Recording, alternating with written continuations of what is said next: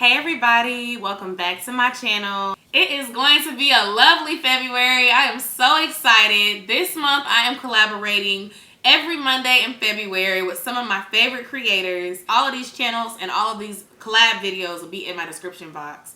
And I will be doing separate shout outs to individually highlight each lady on my community tab, so that if you want to see what kind of flavor they brought to it, you can find it and you won't get all lost in the sauce because I'm talking about each one. So this particular video is going to be about loving yourself and valuing yourself. Each of the ladies that I collaborated with is going to bring their own spin to it. I'm going to give you a little intro on each one, and I hope that you'll check them out as well once you get through watching this video.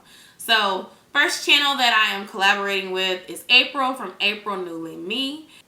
She recently relocated from Colorado, and she basically is sharing her experiences as a new housewife. She does planning videos and she does sit down videos that are extremely relatable. And that's kind of what drew me to her channel. One of my favorite videos that she did was one where she discussed things that she wished she would have known when she was in her 20s.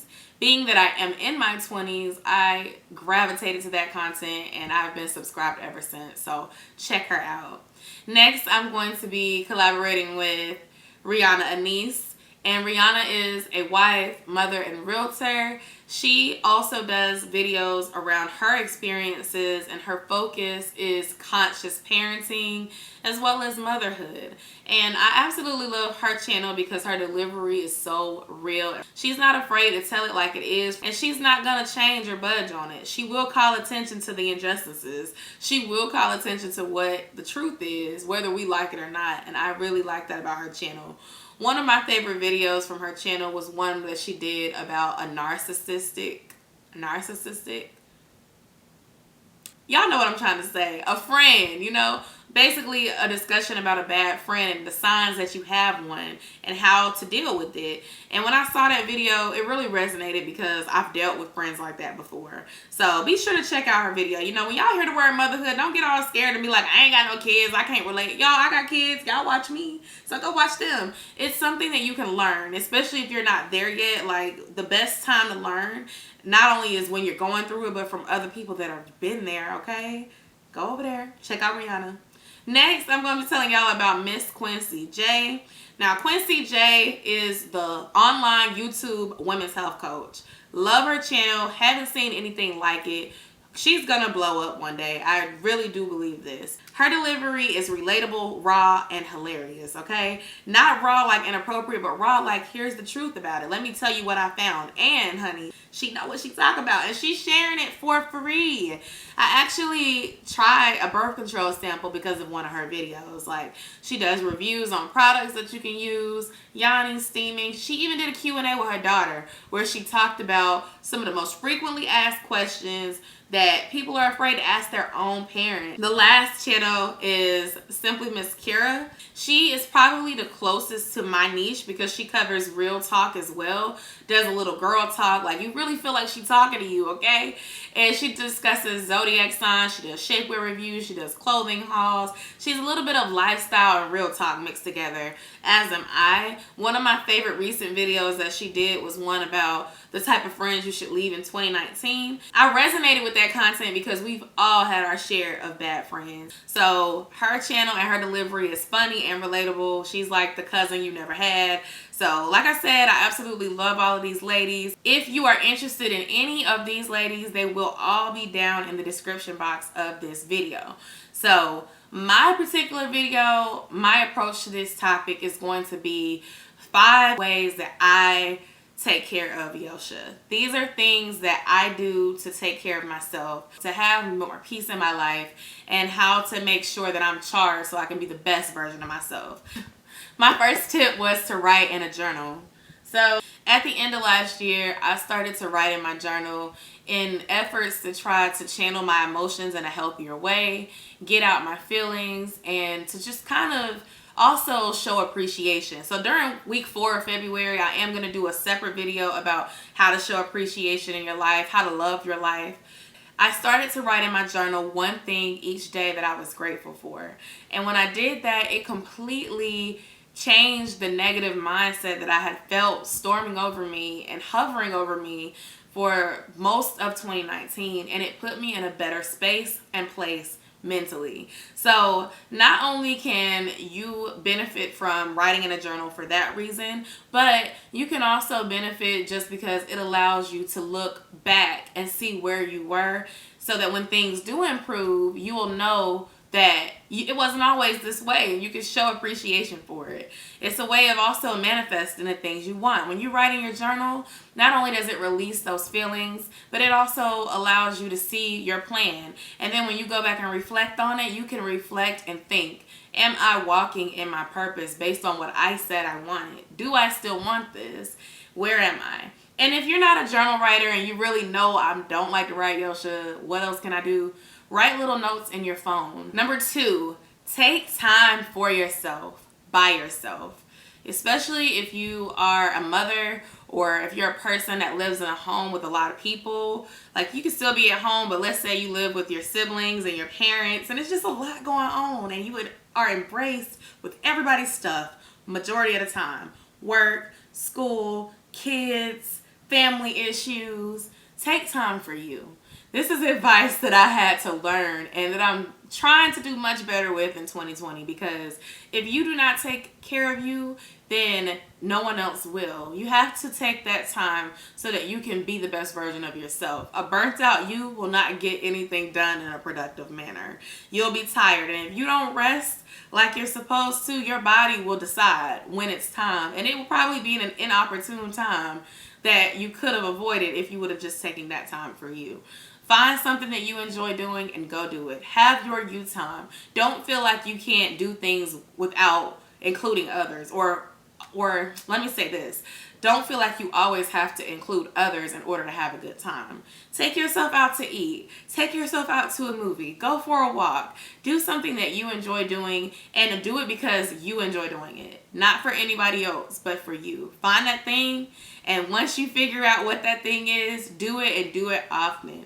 Figure out what works for your schedule. You know, if you have children, sometimes that you time may have to be when they're asleep. You stay up for an extra 30 minutes or an hour and watch your favorite TV show. You're on your phone and you like to play your favorite word game, or you like to do puzzles at night, or go to a museum that you wanted to go to that maybe your other friends aren't into. Like, find something that you enjoy and do that, and treat yourself often, because you deserve it.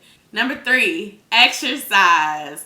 You have to exercise. You know, I thought that when they said when you get older, your metabolism slows down and you start to pick up weight and it doesn't come off as easier, I thought older meant like late 30s, 40s.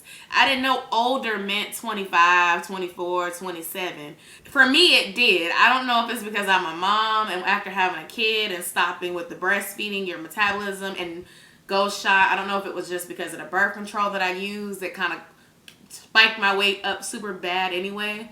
But y'all, your metabolism is gonna slow up. Find an exercise that you love. As y'all know, if you watch me regularly or just watch my community tab posts, I love Zumba. Zumba is my jam, okay? Not just because I love the music, but I like the way it makes me feel. And I have some awesome instructors, and I do it regularly, even when I don't eat right, okay? Zumba is my release. Sometimes I can go into my Zumba class from work or after dealing with a difficult situation, and when I leave, I feel like a new woman, okay? I feel sexy, I feel confident, I feel sweaty because I got my workout on, and I feel better, and that's such a positive way to release. Now, you might not like Zumba, but find something that you enjoy doing. If you have a gym membership, like I do, there's so many awesome classes that you can take if you like that sort of thing, or, you know, if you like to work out by yourself. My favorite machine of choice is the elliptical. I will get on that thing and I'll either listen to some of my favorite music, or sometimes I'll plug it up and look at HGTV and still listen to my favorite music and just read the subtitles and watch them build houses while I pump on that thing, and then I'll press the total body set, and girl, be feeling real good when I get off, all sweaty, and I be feeling good about myself, you know? So find something that you like. If you don't have a gym that you pay for, you live in a neighborhood and they have a swimming pool or an apartment complex gym, go use that gym. Get in there 3 times a week and do something. You know, if you're a strength training type person, go lift weights. If you have a friend that has a gym, use their gym. Use the elements. You know, there's a park nearby. Take the kids, let them go run, burn off that energy. You circle around that park and you walk a couple times and burn off some energies for yourself. Put on your favorite music, walk, think, reflect. You'll feel better and it's good for your body. So it's so easy. Find something that you can do and I guarantee you'll start feeling better once you do that. Now, my 4th tip is a little bit hard. It might sting a little bit because I'm probably going to be talking to you when I say this. Learn to say no. That, my dear, will help you practice self-care. You cannot be the yes woman, yes man for everybody. If you are saying yes to everything, then you are not making enough time for you. You are probably holding more than you can carry because you're trying to be the hero or the shero for everybody, but it's too much. There are some times where you're going to have to say no, and that's okay. You can say, I can't do that this time. I can't show up this time. Practice with me. No, I would love to, but I can't. You know, and say no and mean it. Don't say no and feel like you have to explain yourself. Don't say no and feel like you have to deal with somebody being upset with you and that becomes your problem.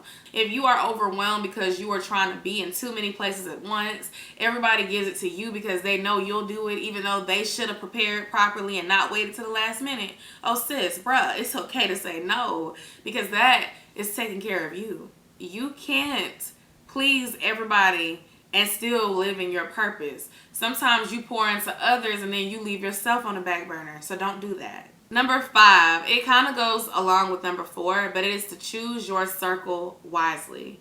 Sometimes the people that are the closest to you are a result of your stagnancy, your reason that you can't grow. It is okay to love people from a distance, and that includes your mom, your dad, your cousins, your sisters, line sisters, people that you know and that are supposed to be close to you based on title may not always be the best for you. If it no longer serves you, you have the right to distance yourself from it. You have a right to end that friendship, that relationship. Everyone cannot go with you. If you are in a point of growth, some of the things that you used to do years ago are not going to be attractive to you anymore. It's just like when you have an ex. And when you have this ex, you loved him when y'all was like 16, 17 years old. But once you went to college, you were exposed to more things, started working, getting in the real world. That high school stuff is not attractive to you anymore. You're in a different place mentally. Some of the friends you might have had back when you were in college or high school, especially high school, you have some friends that you went to high school with that did not go to college that are still in a high school mindset. They still want to party every weekend. They still don't have their driver's license. They still don't have a place. They're still talking about what they want to do, but they're not making any steps to get there. And you, on the other hand, you went to school, or even if you didn't go to school, you figured out a trade, you started you a business, you got to hustle to yourself, you got stuff going for you, and you still are trying to be on their level. And in some places it's a misunderstanding because they feel like you think you're better than them, but you don't think you're better than them. You just think that you're growing and you're not trying to stay where you were. You can't be worried about Pookie and them because you over there trying to get you, to the next level financially, spiritually, mentally. You're just not in a place. And everyone that was there could not go with you. This life is all about growth and learning and building and sharing your experiences with other people. So I hope y'all enjoyed this video. Please be sure to check out the other ladies' videos. They are already linked in my description box. If you don't see them in the pinned comment yet, it'll be there shortly. And I just want to thank y'all for watching. Let's talk down in the comments below, and I'll see y'all in my next video. Bye.